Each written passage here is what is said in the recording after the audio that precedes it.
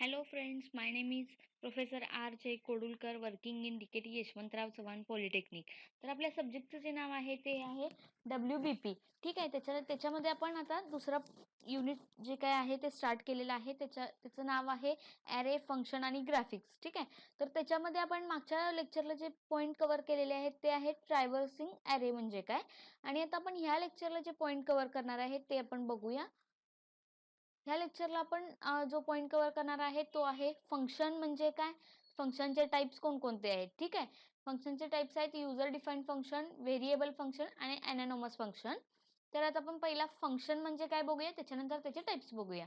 तर फंक्शनमध्ये आपण बघणार आहे फंक्शन म्हणजे काय, इंट्रोडक्शन त्याचं. आता हे आहे फंक्शन. ठीक आहे, फंक्शन काय आहे त्याचं इंट्रोडक्शन बघूया. आता बघा इथे मी इको स्टेटमेंट वापरून हे 3 लाईन काहीतरी प्रिंट केलेत. पहिल्या लाईन मध्ये हाऊ आर यू, दुसऱ्या लाईन मध्ये ब्रेक दिलेला आहे आणि तिसऱ्या लाईन मध्ये ग्रेटर असं लिहिलेलं आहे. ठीक आहे, तर या 3 लाईन मी प्रिंट केल्यात. त्याच्यानंतर काय केलंय, एक काहीतरी लाईन्स ऑफ कोड आपण लिहिलेला आहे याच्या खाली, आणि सेम ह्या 3 लाईन काही लाईन्स नंतर मी प्रिंट केल्यात. तसंच काहीतरी लाईन्स ऑफ कोड लिहिलाय आणि या सेम 3 लाईन काही लाईन्स ऑफ कोड नंतर ह्या प्रिंट केलेत. म्हणजेच काय केलं, या 3 लाईन सारख्या पुन्हा पुन्हा आपण यूज केलंय. ठीक आहे, तर यामध्ये काय झालं, तर एक तर आपण यामध्ये सारखं तेच 3 स्टेटमेंट आपण प्रिंट करायला लागलोय. म्हणजेच आता बघा इथे इथे जर तुम्ही तेच पुन्हा पुन्हा यूज करणार असाल तर एकदाच काय ते आपण वर डिक्लेअर करायचं. ठीक आहे, आणि तेच पुन्हा खाली कॉल करायचं. ह्यालाच काय म्हणतात फंक्शन. म्हणजे आता इथे बघा, आता सपोज फॉर एक्झाम्पल हे मी हाऊ आर यू हे जर चेंज करायचं असलं, मला इथे आय लाईक PHP असं लिहायचं असेल, तर ते मला सारखं ह्याच्यामध्ये ह्या सम लाईन्स ऑफ कोड त्याच्यानंतर जे प्रिंट केले त्याच्यामध्ये पण चेंज करावं लागेल, पुन्हा ह्याच्यामध्ये पण चेंज करावं लागेल. म्हणजे आता हे 10 ओळींचा कोड आहे. ठीक आहे, तर ह्यामध्ये पॉसिबल आहे चेंज करणं, पण 1000 2-2 हजारच्या लाईन्सचा कोड असल्यावर त्याच्यामध्ये प्रत्येक वेळेला जिथं हे प्रिंट केले तिथं चेंजेस करणं पॉसिबल नाही. म्हणजे काय होतं, एकतर आपला टाइम पण वेस्ट होतो आणि मेमरी पण वेस्ट होते. ठीक आहे, तर ह्या सगळ्या प्रॉब्लेमचं सोल्युशन म्हणून आपण म्हणजे काय होतं, आपल्याला जर हे पुन्हा पुन्हा जर यूज करायचं असेल हेच स्टेटमेंट, तर काहीतरी सोल्युशन पाहिजे. ठीक आहे, कारण आपल्याला टाइम आणि मेमरी ही म्हणजे वाचवायची आहे. हे काय होतं, टाइम पण वेस्ट होतो आणि मेमरी पण वेस्ट होते.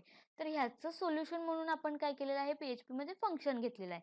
फंक्शन, आता हे बघा, हे फंक्शनचं नेम आहे PHP मधलं, जे आहे ABC आणि ब्रॅकेट. हे काय झालं, एक फंक्शन झालं. हे जिथे आपला नेम असेल त्याला ब्रॅकेट असतं त्याला काय म्हणतो आपण, फंक्शन. तर ह्याच्यामध्ये आपण सेम लाईन्स ऑफ तीन हे लाईन्स ऑफ कोड आपण याच्यामध्ये लिहिलेलं आहे आणि ज्याला नाव दिलेलं आहे फंक्शन ABC.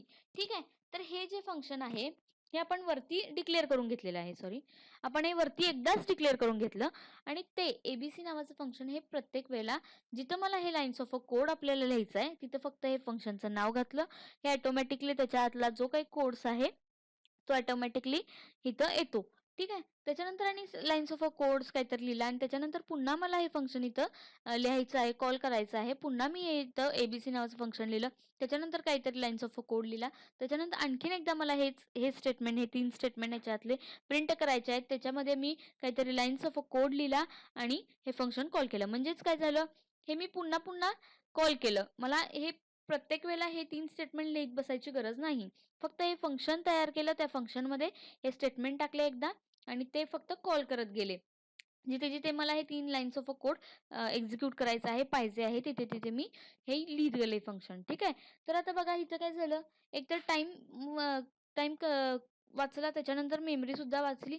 आणि आता इथं एक ॲडव्हान्टेज काय आहे, की इथं मला इथं एक हाऊ आर यू हे स्टेटमेंट चेंज करायचं आहे, तर मी फक्त इथं एकदाच करू शकते. हाऊ आर यू च्या जागी मी आय लाईक लिहिणार असेल, ठीक आहे, इथं मी चेंज केलं आय लाईक.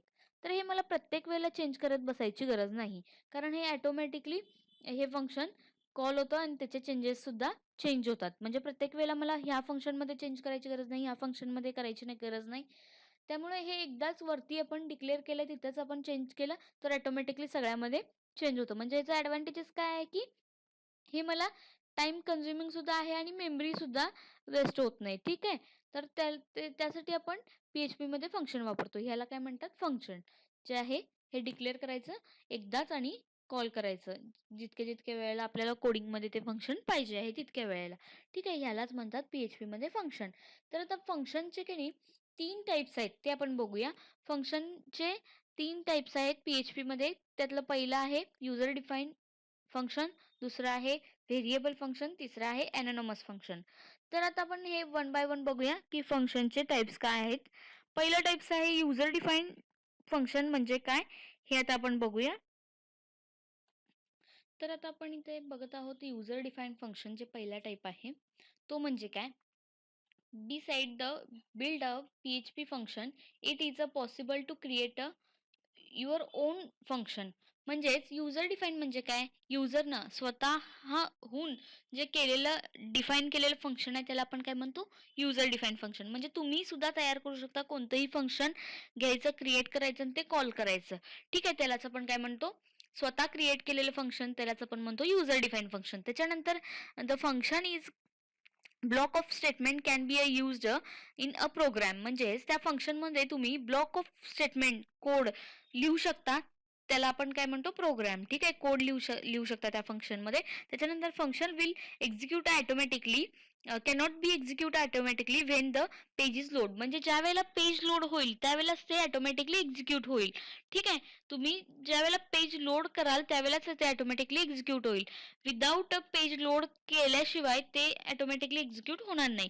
तर function will execute by call to the function. म्हणजे जे काही तुम्ही पेज लोड केलाय त्याच्यानंतर फंक्शन जे काही डिफाईन केलाय त्याच्यानंतर ते फंक्शन एक्झिक्यूट केल्यानंतर तुम्ही कॉल करू शकता फंक्शन. ठीक आहे, तर फॉर एक्झाम्पल आपण बघूया, म्हणजे सिंटॅक्स बघूया आपण.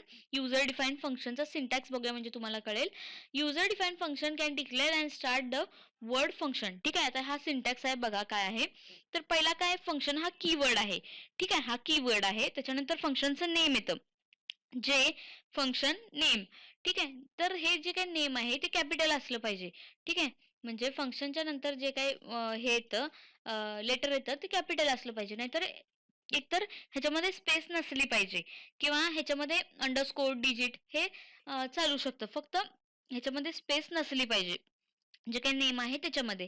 ठीक आहे, तर हे काय झालं, हा झाला कीवर्ड, हे झालं हा झाला कीवर्ड, हे झालं फंक्शनचं नेम, आणि त्याच्यानंतर सॉरी त्याच्यानंतर हे ब्रॅकेट. ठीक आहे, हे ब्रॅकेट. तर त्याच्यानंतर कर्ली ब्रेसेसच्या आतमध्ये हा आपला लाईन्स ऑफ अ कोड. ठीक आहे, जो काय कोड आपण किंवा स्टेटमेंट जे काय आपण इथे प्रिंट करणार आहे ते असू दे, इफचं स्टेटमेंट असू दे, स्विचचं असू दे, प्रिंट करू शकता किंवा इको स्टेटमेंट वापरून आपण काहीही इथे प्रिंट करू शकतो. तर फंक्शन कसं डिफाईन करायचं कळालं, त्याचं सिंटॅक्स काय आहे कळाला.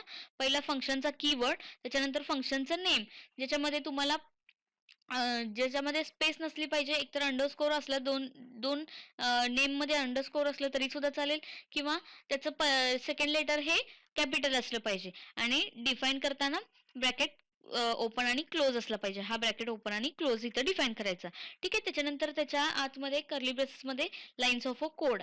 ठीक आहे, हे ह्याचं सिंटॅक्स आहे फंक्शनचा. तर आता आपण इथं सिंटॅक्स बघितला. आता ह्याच्यामध्ये आपण एक एक्झाम्पल घेऊन बघूया की कसं डिफाईन करायचं आणि कसं कॉल करायचं. ठीक आहे, टोटल हे डिक्लेरेशन झालं. एकदाच तुम्ही काय केलं, डिक्लेअर करून घेतला हे फंक्शन, ह्याला काय म्हणतात डिक्लेरेशन, आणि हे त्याचा लाईन्स ऑफ अ कोड. त्याच्यानंतर मी काय केलं, पुन्हा हेच फंक्शन इथं यूज केलं, ह्याला काय म्हणतात फंक्शन कॉल. इथं ह्याला काय म्हणतात फंक्शन कॉल करणं. तर आपण हेच एक एक्झाम्पल घेऊन बघूया की काय आहे फंक्शन.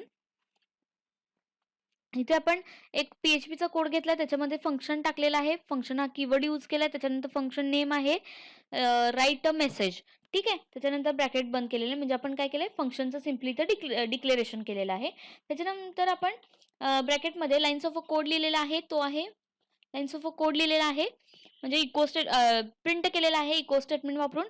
इको मध्ये आपण काय प्रिंट केलेलं आहे, hello world. Simply hello world हे प्रिंट केलेलं आहे. त्याच्यानंतर आपण काय केलं, इथं डिक्लेरेशन केलं. ठीक आहे, तर हेच फंक्शन आता मी इथं कॉल केलेलं आहे, म्हणजे हेच जे काही फंक्शनचं नाव आहे हे सिम्पली इथं लिहिलेलं आहे, म्हणजे फंक्शन कॉल केलेलं आहे. म्हणजेच राईट अ मेसेज हे फंक्शनचं नेम आहे, ते मी इथं सिम्पली घेतलेलं आहे आणि इथं ब्रॅकेट बंद केलेलं आहे. म्हणजे मी सिम्पली इथं मला पाहिजे तिथं मी हे फंक्शनचं नेम यूज करू शकते, म्हणजे त्यालाच काय म्हणतो आपण कॉल करणे. ठीक आहे, इथे आउटपुट काय येणार आहे, जे पहिल्या फंक्शनमध्ये आपल्याला जे डिक्लेअर केलेलं आहे त्याच्यानंतर त्याच्यामध्ये आपण इको स्टेटमेंट वापरून प्रिंट केलेलं आहे जे आहे हॅलो वर्ड. ते हॅलो वर्ड इथं प्रिंट होणार. ठीक आहे. हे असं ह्याचं वेगळं एक्झाम्पल एक बघूया आपण, जे आपण कोडिंग मधून एक्झिक्यूट करून बघूया.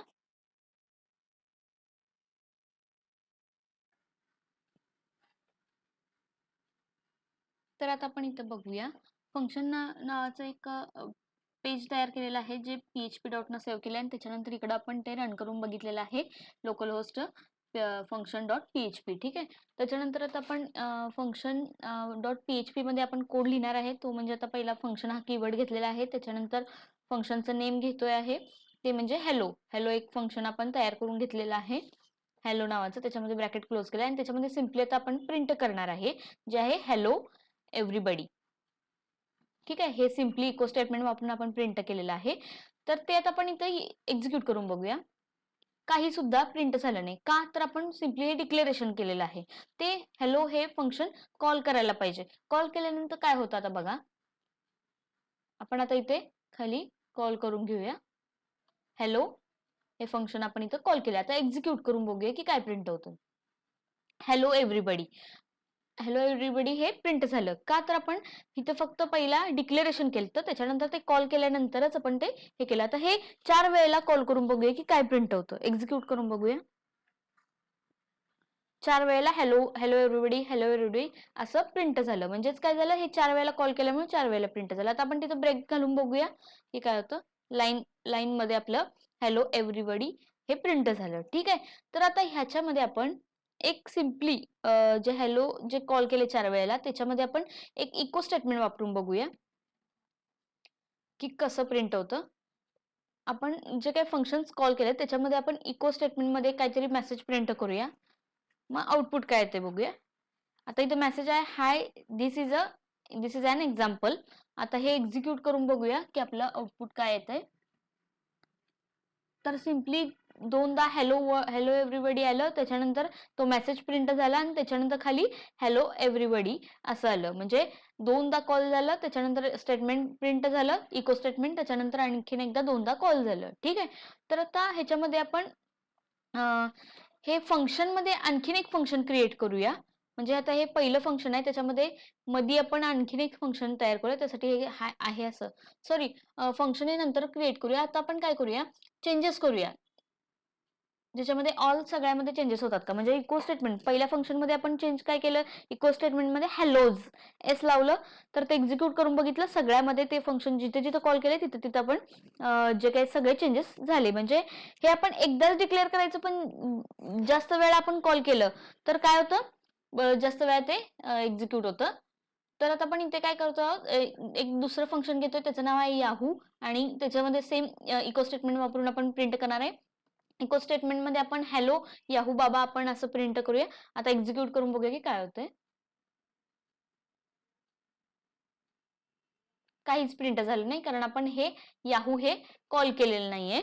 तर आता आपण पहिला याहू हे फंक्शन कॉल करून घेऊया. आता इथे कॉल केलेलं आहे, त्याच्यानंतर आपण आता एक्झिक्यूट करून बघूया.